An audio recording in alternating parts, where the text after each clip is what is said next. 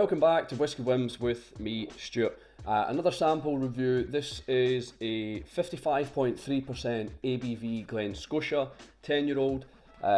First fill bourbon given to me by a whiskey bond who is a fellow Patreon, Tabes member and also a mate.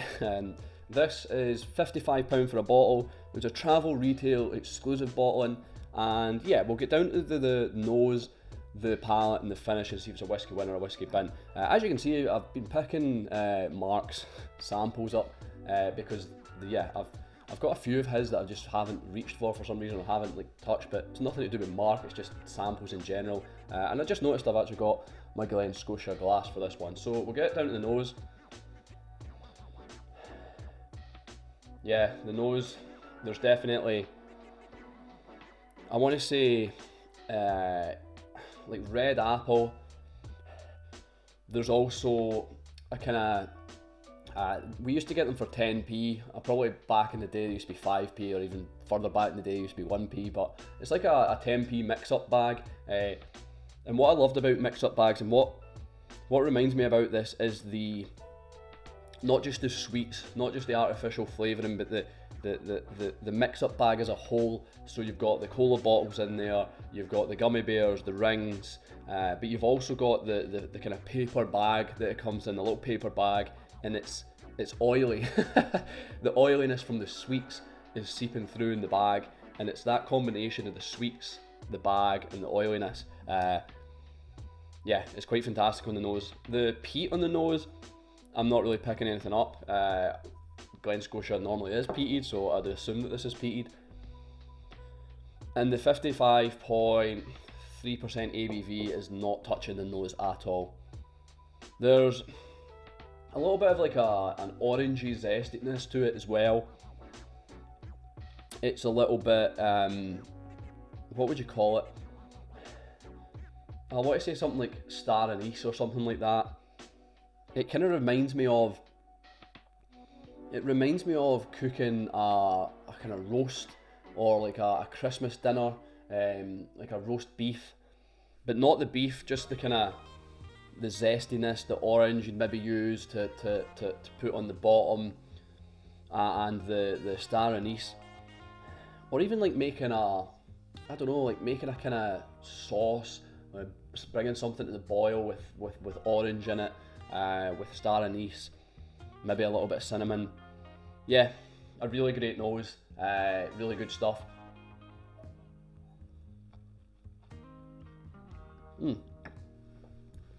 Oh, yeah,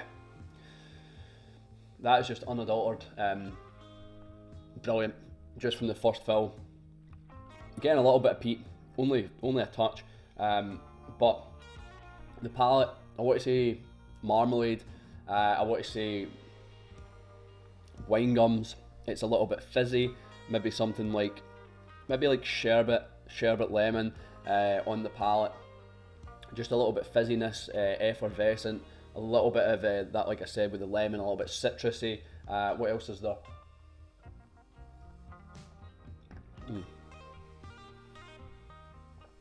The initial kind of flavours on the tongue are really sweet, just as you take that first sip.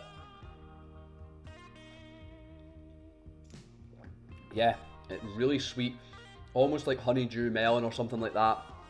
I'm just thinking of something fruity, but yeah, it's just, a little bit floral as well, a little bit, I don't know, maybe something like,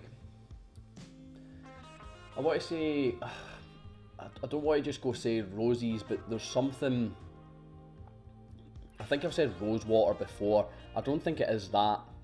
There's something, I'm trying to think of what the flower could be. It's like it's not Parma violets, it's I don't know what it is. There's just something, maybe something close to Parma violets. I'm trying to think of, like, it could be those like those beaded necklaces you get, the sweets. So I think love hearts, Parma violets, fizzers or whatever they're called, and then you used to be able to wear it, like you used to be able to get a watch one, a necklace one, and it came in elastic. kind of rope elastic band, and you could ping them at your mates and take their eyes out. That kind of, I was saying like floral, but maybe aromatic, maybe like Parma Violets, but more those kind of, yeah, those sweets that you ping at people. That's what it reminds me of. It is a really like kind of nostalgic dram with the 10p mix up and the nose, and then these kind of candy sweets, these necklace and bracelets. Really quite fantastic. It's creamy as well. It's so thick, just a lovely viscous mouthfeel. The finish is definitely long. It's warm. The 55.3% ABV on the palate is a little bit evident, but I've not added water to it, and I'm not going to.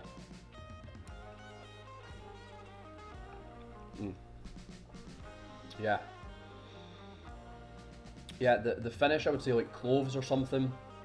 It's a little bit like kind of spices like cloves, possibly again star anise, but also you've got that nice creaminess in the finish. It's a little bit tangy or zingy in the finish. I don't know if that's the right way to like say it, but like or describe it. I'm trying to think of like, it's not, I don't know, it's just a little bit once again like fizzy, but like zingy, zangy, tangy, whatever you want on the finish from that first full bourbon cask. It's really a spectacular example of a Glen Scotia. What else? Is there anything else in the finish? I'm trying to think, because there's still those sweets that I was on about, but it's coming into the finish now, and it's maybe more. It's more like a. It's more. I've not taken notes for this, so it is a bit disjointed. But it's more like a. Like a chew bar that you'd get, like a creamy chew bar. But I'm trying to think, not as like. It's not as in your face as like Wham bar or Refreshers bar, but it's something like that. But it's quite fruity as well. Do you know what it could? Or I'm thinking of is those like winders that you used to get. It used to be like a roll. You used to unwind it, and it used to be on like paper. Once again, going to that kind of 10p mix up, that kind of greasy, oily feel to it. Those winders, yeah, it's kind of like that, but a bit softer. Anyway, I think I'm actually getting a little bit of cola bottles in the finish as well. Something, yeah, I just burped a little, and that's what kind of. I just thought of cola bottles as I was tasting my own burp. That's disgusting. We'll get down to the review. If you're new here, how I rate my whiskies is on 3 factors. Would I buy it again? Do I think it's worth it? And would I recommend it? So, would I buy this again? We'll mix it up. Obviously, like I said, I didn't buy this. It was given to me from Mark. Aye, I would. A bottle of this would be good. I don't know how peated this is, because the peat. I thought I was getting peat, but there is a little bit of peat. There is. Anyway, sorry, I digress. It's not as salty as Glen Scotia normally is for me either, which is weird. Like normally I get quite a bitter experience or savoury experience with Glen Scotia. Anyhow, I would like a bottle of this.